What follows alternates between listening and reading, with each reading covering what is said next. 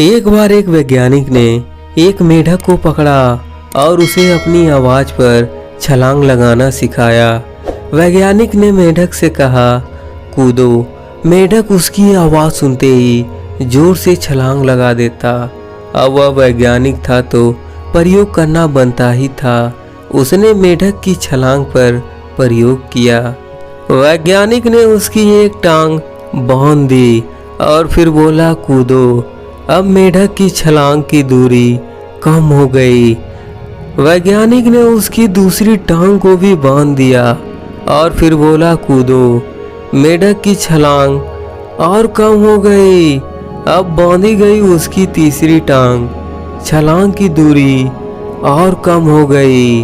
एक एक करके मेढक की सारी टांगें बांध दी गई। अब आखिरी टांग बांधने पर जब उससे कहा गया, कूदो, तो वह हिल भी नहीं पाया।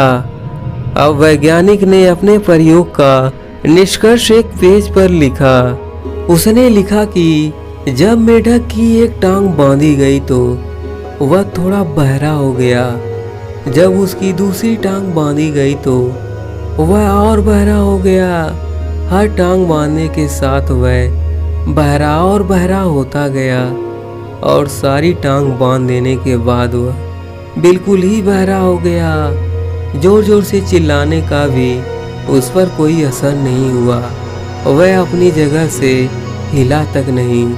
छलांग लगाना तो दूर की बात थी। यह कहानी सुनकर सभी को यही लग रहा है कि कैसा वैज्ञानिक था। इतनी हल्की बात उसे समझ में नहीं आई। या कुछ लोग यह भी समझ रहे होंगे कि यह तो किसी अनपढ़ को भी पता होगा। मेढक की छलांग उसकी टांग बांधने की वजह से कम होती जा रही थी, ना कि उसके बहरे होने पर मेरे प्यारे दोस्तों, हम जीवन में कई बार ऐसे बेवकूफ़ बन जाते हैं। कई बार जिंदगी में ऐसी घटनाएं एक साथ घट जाती है जो उसका एक दूसरे के साथ कोई संबंध नहीं होता, फिर भी ऐसा लगता है गहरा संबंध है। कभी कभी दिखता कुछ और है और समझ में आता कुछ और है और होता असलियत में कुछ और है। जिंदगी में जल्दीबाजी में कोई निर्णय ना ले अगर पछताना न हो।